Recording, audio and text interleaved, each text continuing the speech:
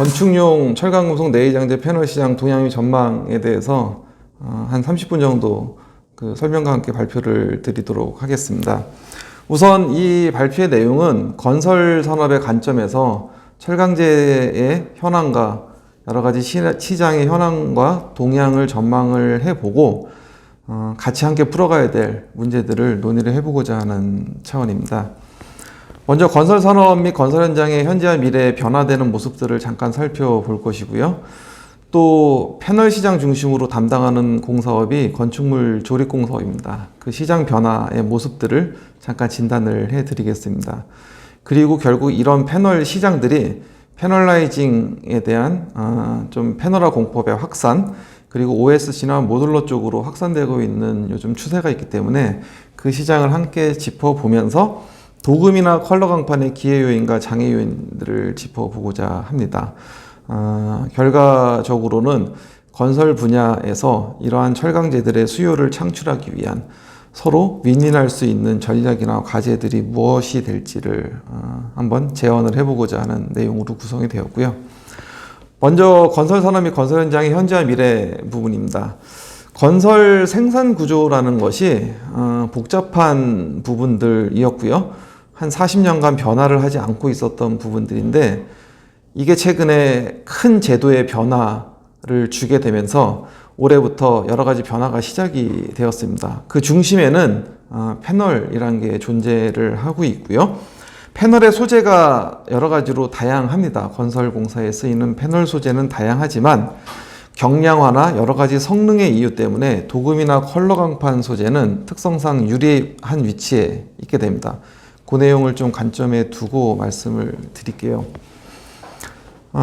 건설 현장 환경도 여러 가지 그 사회 환경이 변하면서 큰 변화를 겪고 있는데요. 우선 저출산, 인구의 감소 문제 등으로 기능 인력들의 부족 문제도 건설 산업에서 점차 심각해지고 있습니다. 또 외국인 근로자 중심으로 운영이 되면서 숙련공들의 부족 문제도 크게 여러 가지 체감할 수 있는 문제점으로 떠오르고 있거든요. 그러면서 품질 저하나 안전사고의 문제도 여전히 중요한 부분으로 나타납니다. 이러한 부분 때문에 건설 생산 구조를 여러 가지로 개편을 하는 것이 지금 진행되고 있는데 오히려 이제 건축물 조립 공사업과 같은 패널을 주로 시공을 하는 업종들은 건식화 추세에 맞춰서 여러 가지 기회 요인이 될 수가 있습니다.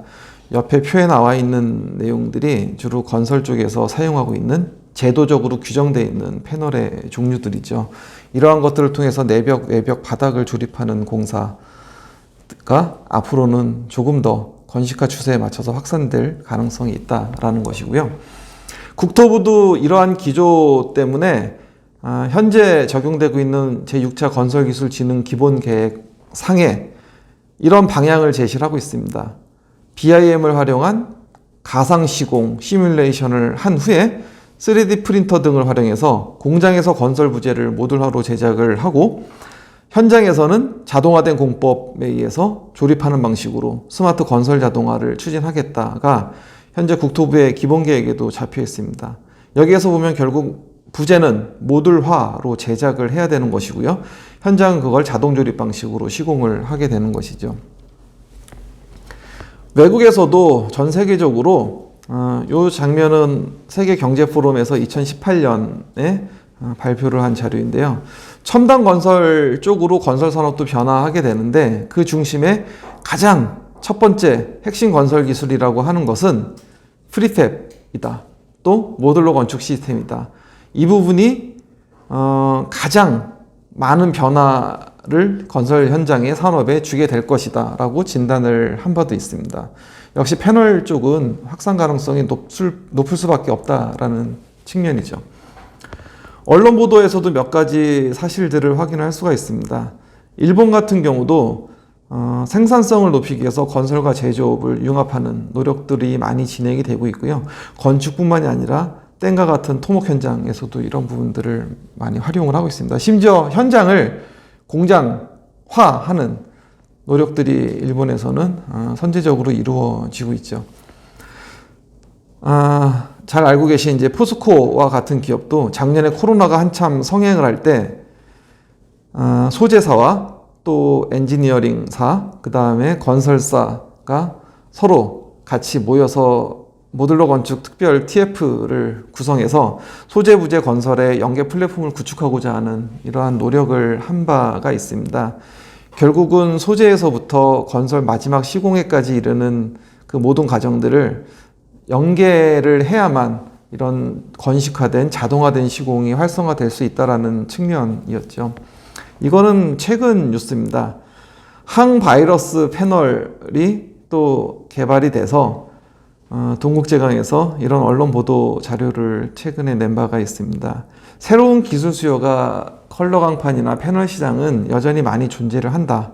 이런 시장이 다변화될 가능성이 있다라는 가능성을 보여주는 대목이죠. 예, 여기까지 이제 도입부로 설명을 드린 것이고, 실제 건설 산업에서는 이러한 패널이 포함된 시장이 어떤지를 한번 진단을 해보겠습니다. 실제 시공을 담당하는 것은 전문건설업이라고 할 수가 있는데요. 최근 통계입니다. 2019년 연말 기준까지 나와 있는 2020년에 이제 연말에 발표된 통계인데 73만 건 정도의 공사가 연간 전문건설업체들이 시공을 하고 있어요. 규모로 보면은 97조 원 규모가 넘습니다. 건설업 전체는 이거보다 크죠. 어쨌든 현장에서 직접 시공을 하는 전문 건설업체가 다루는 규모만 해도 97조 원의 시장이다라고 볼 수가 있습니다. 그 중에서 건축물 조립공사업이 다루고 있는 이런 패널 시공 분야는 어떤지를 한번 들여다보고자 한 것입니다. 업종이 묶여 있습니다. 지붕 업종하고요, 판금, 금속 지붕들을 다루는 업종들이죠. 그런 판금 업종하고 건축물 조립공사업이 함께 묶여 있는데 연간 성장률이 매우 좋은 편입니다. 규모는 전체 97조 원의 전문건설 시장에서 규모는 그렇게 크진 않습니다. 아직까지는. 그렇지만 매년 성장률은 전체 전문건설업 중에 1위 업종이 지금 이 건축물 조립공사업 업종이라고 볼 수가 있어요. 공사 건수가 늘지는 않아요. 옆에 표를 보시게 되면 공사 건수는 늘질 않지만 계약액은 계속 늘고 있다라고 하는 것은 계약 금액, 공사비 단가가 계속 높은 공사들이 비교적 많이 나오고 있다라는 측면이겠죠.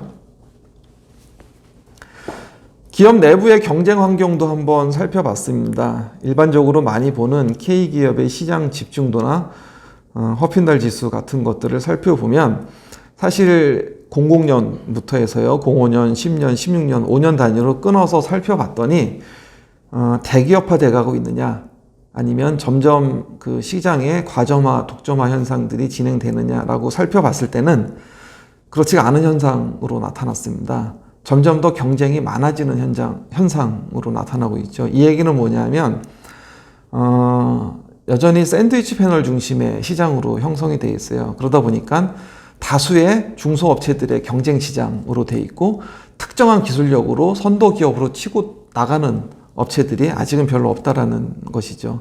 이런 정도의 시장이 지금 건축물 조립공사업의 시장이고, 다만 재료비 비중이 굉장히 다른 업종에 비해 높은 편입니다. 건설공사, 특히 건축공사 쪽을 보게 되면 평균적으로 재료비 비중은 한 25에서 30% 정도의 재료비 비중을 보이는데요.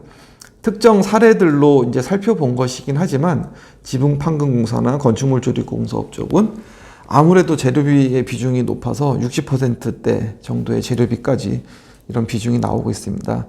그러니까 이 업종들이 변화를 하게 된다면 상당히 이 패널 시장 쪽에 큰 시장이 열릴 가능성도 있다라는 측면이죠. 업체들이 부채 비율은 높지가 않은 편입니다. 부채 비율은 높지가 않은 편이지만 유동 비율도 그렇게 좋지는 않아요. 유동 비율이 90% 수준으로 나타나고 있죠. 자재를 많이 다루는 업종들인데 설비를 직접 투자해서 공장을 가지고 가는 업체들이 나타날 수 있는 여력은 별로 없다라는 측면이죠. 그래서 제조업이랑 연계를 해야 될 필요성이 높은 공사 업종이다라고 볼 수가 있습니다. 다른 측면을 한번 살펴보면 이 건축물 조립공사업의 업체들이 단 하나의 요 면허만, 등록만 가지고 활동하지는 않습니다. 대체로 몇 개의 복수 등록을 가지고 있는데 10년 전에를 보면은요, 10년 전에는 이 업종들이 주로 금속 창호 쪽을 많이 가지고 있었고요. 그 다음은 철근 콘크리트 등록을 많이 가지고 있었습니다. 금속 창호는 당연히 창호 부위가 연계가 되니까 가지고 있었던 거고, 철콘 쪽은 PC 바닥판 같은 것들을 많이 썼기 때문에 과거에는 그쪽의 업종을 같이 가지고 있는 게 특징이었다면, 2017년으로 쭉 넘어와서 10년 후의 변화를 보게 되면은 금속 창호 쪽을 가지고 있는 비중은 더 높아졌어요. 금속이라는 동일 소재의 동질성이 이제 많이 나타나는 거고요. 그 다음은 강구조 쪽으로 나타나고 있습니다. 철콘 쪽은 많이 밀리는 쪽으로 나타났고요. 어쨌든 소재가 금속 소재나 철강 소재가 이런 건식화된 공법 쪽에서 많이 쓰이는 쪽으로 업종의 모습에서도 나타나고 있다는 것을 볼 수가 있습니다. 공공 쪽의 발주 패턴을 보더라도 최근 한 5년간의 모습들을 보게 되면 건축물 조립공사의 연도별 발주 건수들이 늘어나는 모습들을 볼 수가 있습니다. 지붕판금이랑 일부러 비교를 해서 봤어요. 지붕판금 쪽은 늘어나고 있지는 않고 거의 그 수준을 유지를 하고 있지만, 건축물 조립공사업은 최근에 계속 늘어나고 있고, 계약당 평균 기초금액, 공사비죠. 공사비도 굉장히 좀 커지고 있는 모습을 보입니다. 주로 발주가, 아래쪽에 그래프를 보시면 주로 발주가 어디서 늘어났는지 측면에서는 지자체나 정부 기관에서 발주하는 공사에서 이 건축물 조립공사 패널 쪽 발주가 최근에 조금 높아지고 있는 추세다라는 걸 볼 수가 있습니다. 그래서 종합적으로 진단을 해보면은요, 이런 건축물 조립공 사업을 다루고 있는 전문건설 업종들은 제조업과 연계를 좀 해나갈 필요성이 있다. 거기에서 새로운 사업 모델을 구축할 필요가 있고요. 현장에서는 생산성 향상을 위해서 또 비용 절감 측면도 있겠죠. 패널라이징이라고 하는 것들, 패널화 시공이라고 하는 것들을 조금 더 확산시킬, 전략적으로 확산시킬 필요성이 있다라는 게 이 건축물 조립공 사업을 들여다본 결론이라고 볼 수가 있습니다. 그러면 이 시장이 어떻게 진화하고 있는지를 한번 보겠습니다. 연간 아까 전문건설 시장이 97조 원 정도 시장이라고 했는데요. 건축용 이 패널이 들어가 있는 건축용 강건재, 내장재, 지붕재, 외장재 이렇게만 살펴봤습니다. 3조 원 정도 시장밖에 되지는 않아요.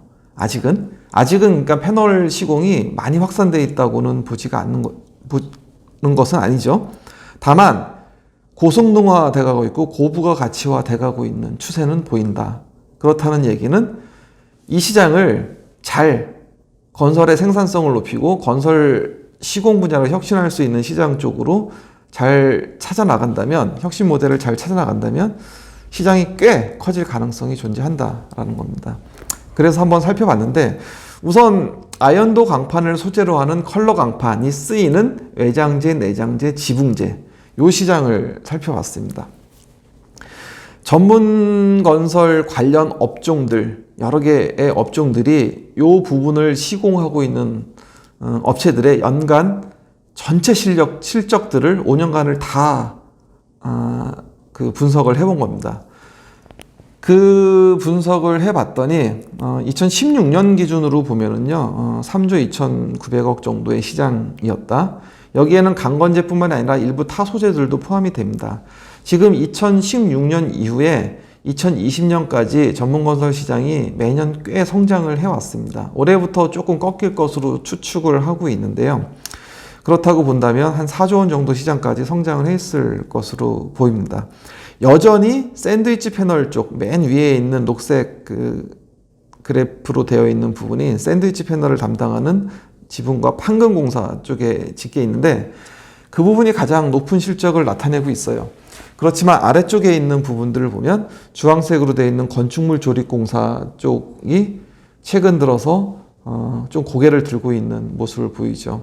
발주가 늘어나고 있는 모습입니다. 그리고 맨 밑에 쪽에서도 클린 복합 판넬이나 이런 좀 고부가 가치의 판넬 시장들이 조금씩 고개를 들고 있는 상황이다라고 하는 것을 볼 수가 있습니다.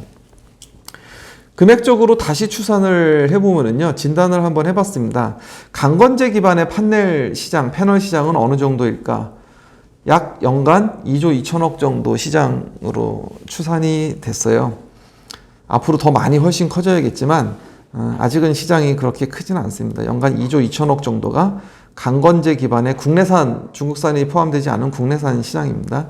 으로 되어 있고, 외장재가 가장 많이 쓰이죠. 그 다음이 내장재, 지붕재 순인데 여전히 공장에 쓰이는 게 80% 이상으로 나타나고 있습니다. 공장에 쓰이는 거는 대부분 다 샌드위치 패널 EPS 소재로 되어 있는 샌드위치 패널들이에요.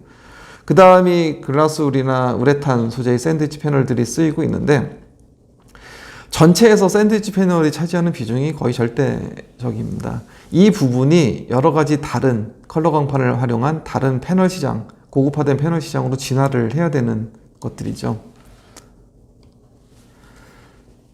어떤 시장들이 앞으로 여러 가지 컬러 강판을 소재로 한 시장으로 진화를 하게 될 것인가를 살펴보면 아무래도 이제 대체 시장과 연간 시장 측면을 살펴보는 것이 기회가 될 것 같아서 살펴봤습니다.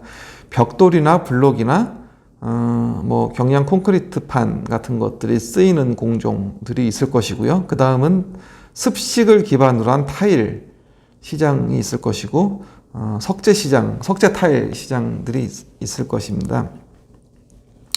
이 시장들이 아무래도 최근에는 비구조재의 내진 설계를 앞으로 강조하고 있는 추세고요. 점점 더 경량화나 고성능을 요구하는, 또 디자인적으로도 여러 가지 다양한 디자인 솔루션을 요구하는 추세다 보니까 이 시장들이 우선적으로 경량 패널 시장 쪽으로 진화를 해 나가지 않을까라고 추산을 하는 거고요. 그 규모가 과거 시장으로 봤을 때는 한 2조 원 정도의 이런 추가 시장의 여력이 있을 것이다라는 부분이 진단이 됐습니다. 외국은 이런 이유들 때문에 일본 같은 경우 프리팹 협회를 통해 여러 가지 활동들을 하고 있고요. 미국도 금속 시공 협회 단체를 만들어서 인증 제도라든지 이미지의 고급화라든지 연관 분야와의 협력 사업 같은 걸 추진을 하고 있고, 특히 그린 빌딩, 그린 뉴딜에 편승해서 그린 빌딩 저에너지 친환경 쪽으로 활용할 수 있는 부분들을 많이 적극적으로 홍보를 하고 있는 상황입니다. 우리나라도 이런 부분들이 산업 간 연계 협력을 통해서 이런 협단체나 위원회를 통한 활동이 조금 더 활성화될 필요성이 있다고 보는 거죠. 패널 시장을 더 넘어서는 OSC나 모듈러 쪽에서는 요즘 어떻게 확산되고 있는지 건설적으로 한번 들여다볼 필요성이 있습니다. 관심은 많지만 아직은 발주 제도라든지 제도적인 뒷받침을 더 필요로 하는 부분입니다. 여러 가지 이제 추정들을 하고 있지만 어쨌든 OSC나 모듈러 건축은 조립식이 나타나면서 조금 더 관심을 끌기 시작을 한 것 같아요. 최근에 자동화 시공이 많이 이슈가 되고 있죠. 하지만 이제 결국 앞으로는 이러한 부분들이 상품 경쟁력 쪽으로 가게 될 거로 봅니다. 결국 브랜드를 달아서 상품 경쟁력이 될 것이고, 그게 곧 기업의 경쟁력이 되는 쪽으로 가는 것들이 결국 OSC나 모듈러 쪽 분야에 최근 진화되고 있는 추세다라고 볼 수가 있을 것이고요. 이런 이유 때문에 외국에서는 여러 가지 이름의 용어들을 쓰고 있습니다. 우리나라는 아직 건설업에서는 주택법에 의해서 공업화 주택 1992년도에 도입을 했었던 공업화 주택이란 용어 외에는 모듈러가 됐건 OSC가 됐건 어떠한 제도적인 용어도 아직은 도입이 되어 있지 않은 상태예요. 다만 사업들은 다양해지고 있죠. 모듈러 건축만 하더라도 2000년 초반에 학교 시설을 중심으로 도입 시범 사업을 해서 그 이후에 군 시설 중심으로 확장을 하다가 오피스나 상업용 쪽으로 조금 더 범위가 넓어졌죠. 그리고 최근에는 많은 관심을 보이고 있는 쪽이 결국 공동주택 쪽입니다. 주택에서 사실은 모듈러나 OSC 부분이 도입이 된다면 주택의 성능 기준이 우리나라가 전 세계에서 가장 높은 편입니다. 주택에 도입이 될 수 있다면 다른 쪽에 확산되는 것은 오히려 더 훨씬 빨리 확산될 수 있는 부분들이 있죠. 시장 규모를 좀 추정을 해볼 필요가 있는데요. 시장 규모를 추정할 수 있는 아직은 통계의 근거가 없습니다. 그래서 과거에 우리가 전수조사도 좀 해봤었고요. 여러 가지 추정 근거 자료를 가지고 진단을 해보면 OSC도 그렇고요. 모듈러도 그렇고 정확한 추적은 아니지만 어쨌든 OSC는 최근에 오피스나 주택을 중심으로 사용 범위가 넓어지고 있는 것은 나타나고 있어요. 그리고 연간 10% 이상의 성장률은 기록을 하고 있다. 2016년 기준으로 PC 시장이 4,800억 정도였다라고 한다면 아직도 시장이 그렇게 크지는 않을 것으로 추정이 되지만 성장률과 관심 자체는 굉장히 높아지고 있는 상황이다라고 볼 수가 있고요. 해외에도 모듈러가 폭발적인 시장을 형성하고 있지는 않죠. 다만 뭐 미국이나 영국이나 일본이나 다 특히 주택 시장을 중심으로 꽤 비중이 있는 그래도 시장을 형성을 하고 있고 지속 성장을 하고 있다라는 정도는 볼 수가 있습니다. 특히 가까이에 있는 일본은 소규모 주택을 중심으로 대기업들이 브랜드화를 해서 여러 가지 상품 경쟁력을 가지고 많은 노력을 하고 있죠. 다음은 이제 제도적으로 발주 제도의 미흡성 부분을 이제 얘기를 하고 있는 겁니다. 모듈러나 이런 패널 시공들이 좀 확산되기 위해서는 발주 제도가 거기에 적합한 공장 제작에 적합한 발주 제도를 필요로 하는데 아직은 제도가 좀 미약합니다. 싱가포르 같은 경우는 특히 OSC, PC 발주 쪽이 굉장히 좀 강력한 정책을 가지고 추진이 되고 있죠. 미국은 발주 제도가 굉장히 다양합니다. 다양하다 보니까 여러 가지 발주 제도를 통해서 이런 모듈러 발주들이 좀 정상적으로 활발하게 진행이 될 수 있는 상황이죠. OSC나 모듈러 건축에 대한 여러 가지 개선해야 될 해결 과제도 많습니다. 여러 가지 얘기들 많이 거론하고 있는 것들이고 맨 마지막을 좀 볼 필요가 있어요. 부정적인 인식 문제인데요. 92년도에 PC 주택이 우리나라에 처음 들어오면서 PC에 대한 당시에는 빨리 대량으로 공급하기 위한 게 PC 주택이었습니다. 당시에 여러 가지 인식이 좀 좋지 못한 부분들이 있었죠. 모듈러 같은 경우도 컨테이너 하우스다라는 인식들이 많이 존재를 했었어요. 그래서 건설 분야에 종사하는 분들의 인식이 아니라 일반적으로 이제 국민들의 인식은 모듈러는 컨테이너 하우스다. PC 주택, 과거의 그 PC 주택의 대량 공급을 위한 거다라는 부정적 인식 문제들이 존재하는 이거에 대한 극복 과제도 중요한 부분인 것 같습니다. 도구 및 컬러 강판의 기회 요인과 장애 요인들을 한번 보겠습니다. 건설 산업이 복잡합니다. 규제 산업이다 보니까 복잡한 구조를 갖고 있는데 사실 이거는 이제 샘플 그림을 하나 넣은 건데요. 모듈러로 주택을 하나 시공하려고 해도 우리나라 산업의 현실에서는요. 제조업의 영역도 들어와 줘야 되고요. 밑에 아래 기초 부분은 토공사나 철근 콘크리트 공사가 해줘야 되는 현장에서 해줘야 되는 부분도 있습니다. 위에 지붕은 또 지붕 판금 공사 업종이 따로 존재를 해요. 건축물 조립 공사 부분도 또 따로 존재를 하죠. 여기에 전기와 정보통신 설비 부분도 다 들어와야 됩니다. 전기나 정보통신은 아예 정부 부처, 산업이 또 다르죠. 이러한 것들이 어떻게 하나로 공장에서 제작이 돼서 설치가 될 수 있을 것이냐, 이것도 해결 과제가 되는 것이고요. 설문조사를 한번 해봤습니다. 장애 요인이 뭐가 될 것이고 기회 요인은 뭐가 될 것이냐 해서 기회 요인들은 당연히 대량 생산에 따른 여러 가지 효과들, 규격화된 품질 확보 같은 것들이 될 것이고요. 장애 요인 쪽은 여전히 이제 시공자들과 제조업의 그 서로 간의 역할, 영역에 대한 싸움, 이런 부분들이 우려된다. 건설의 제조업이 많이 그 침범을 하게 되는 이런 경우가 나타나지 않겠냐라는 것이 건설회사들의 우려입니다. 어디서 이제 과거의 설문조사와 최근 설문조사를 한번 비교해 보겠습니다. 10년 전에 설문을 할 때는요, 모듈러와 같은 이런 공업화 건축이 공장이 그래도 가장 활성화가 될 것이다. 여기에는 이제 패널 시공이 포함이 당연히 되는 것이죠. 그런 의견들이었고, 그러기 때문에 아래쪽에 보면 벽체 쪽이 그래도 가장 많이 활성화되는 부위 아니겠느냐, 이런 답변들이 있었습니다. 그에 따르는 선결 조건, 개선 과제는 성능 기준이나 생산 기준 문제 등이 있기 때문에 제도 정비가 가장 필요한 것 같고, 생산업체에 대한 육성 지원도 필요하다가 10년 전 답변이었습니다.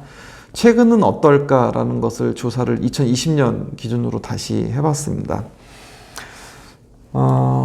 어디가 특히 이제 건축물 조립공사 분야, 패널화해서 시공할 수 있는 그 분야는 어디가 더 활성화될 것이냐라는 측면에서 알루미늄 복합 패널이나 클린 복합 패널이나 세라믹 패널 같은 약간 기존의 샌드위치 패널 시장 영역보다는 이런 부분들이 조금 더 특화돼서 고급화되는 추세로 갈 것이다 라고 예측을 했어요. 어떻게 보면 컬러 광판 쪽에 이제 경쟁 시장이 될 수도 있는 분야겠죠. 협력 시장이 될 수도 있겠지만.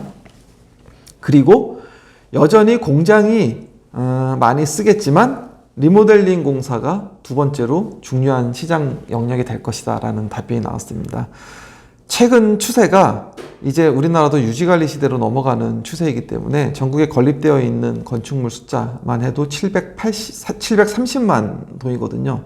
730만 동 중에 이미 30년 이상 된 건축물의 비중이 약 37% 정도로 추정이 되고 있어요.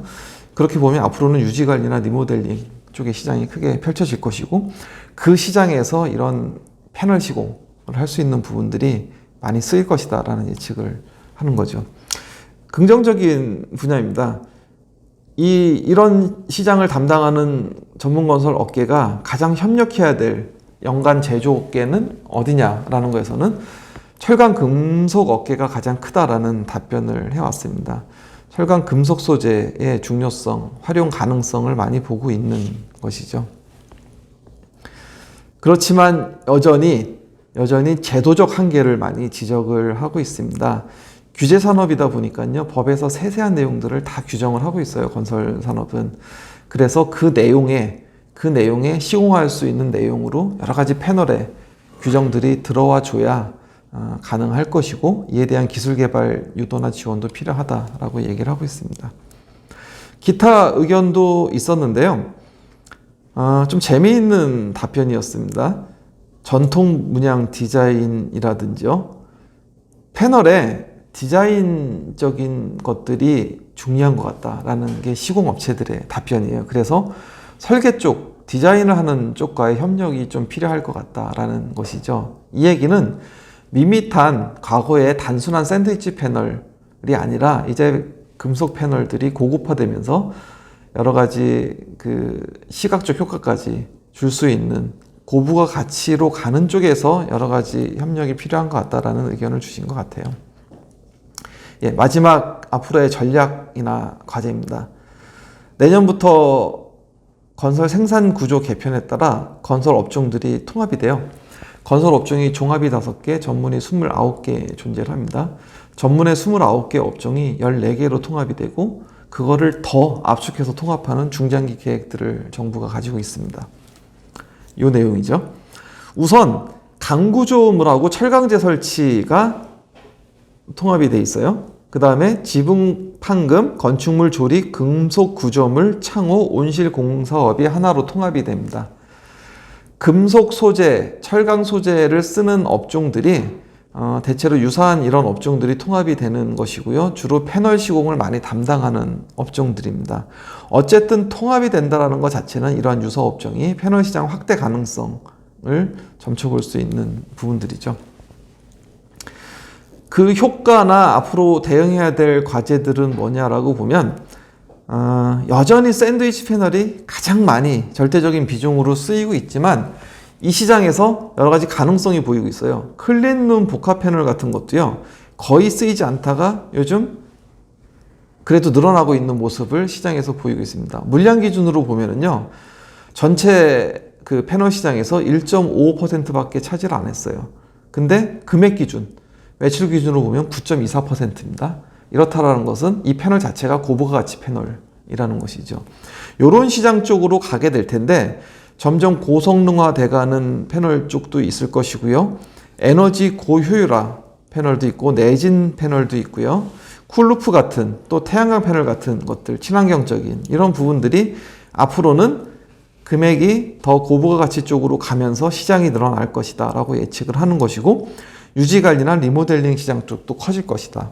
그러면서 소재사와 제작사와 시공사 간에 결국은 협력 플랫폼이 필요할 것이다 얘기를 하고 있습니다.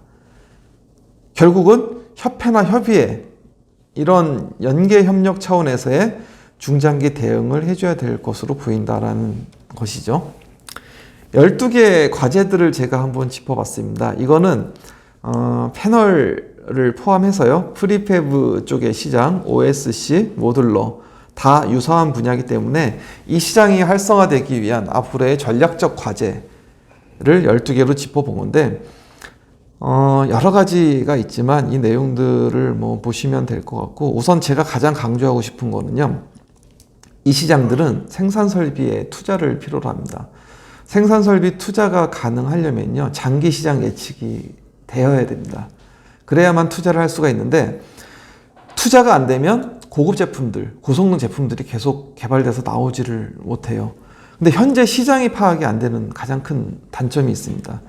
주기적으로 시장을 분석하고 모니터링하고 진단할 수 있는, 이게 가장 선행이 돼야 되고, 건설 전체, 아까 전문건설 시장만 해도 93조 원 시장이라고 하는데 그 93조 원 시장에서 프리팹과 OSC와 모듈러로 시공된 부분이 어느 영역에서 얼마의 시장으로 형성이 되어 있는지에 대한 통계 구축이 필요하다라는 게 첫 번째입니다. 그게 돼야만 기업들이 전략을 가지고 투자를 해나갈 수 있고 기술 개발도 할 수 있는 것이거든요. 다음 페이지에도 기술적 대책 3가지도 내놨고요. 또 현장 시공을 담당하는 전문건설 측면의 대책도 몇 가지들을 적어봤습니다. 여러 가지 얘기가 거론되지만 여기서도 저는 우선적으로 해야 될 부분이라고 하는 것은 철강 금속 업계가 주도가 돼서, 물론 건자재 업계와 PC 업계도 같이 포함이 될 수 있겠죠. 제조업계와 건설업계가 협력할 수 있는 산업 간 연계협력위원회의 발족부터 해서 그 위원회에서 공동의 비즈니스 모델을 구축하고, 그 공동의 비즈니스 모델을 통해서 만들어내고자 하는 것들이 발주자와 국가와 국민의 이익으로도 갈 수 있는 이러한 내용들을 만들어낼 수 있으면 이 시장이 앞으로 굉장히 커질 수 있는 부분이 아닌가라고 생각을 합니다. 네, 여기까지 발표를 드리도록 하겠습니다. 건설업계가 철강 금속뿐만이 아니라 여러 가지 제조업계와 협력하면서 그 품질이 결국은 고객에게 돌아가는 이런 시장으로 발전해 나가기를 바라겠습니다. 감사합니다.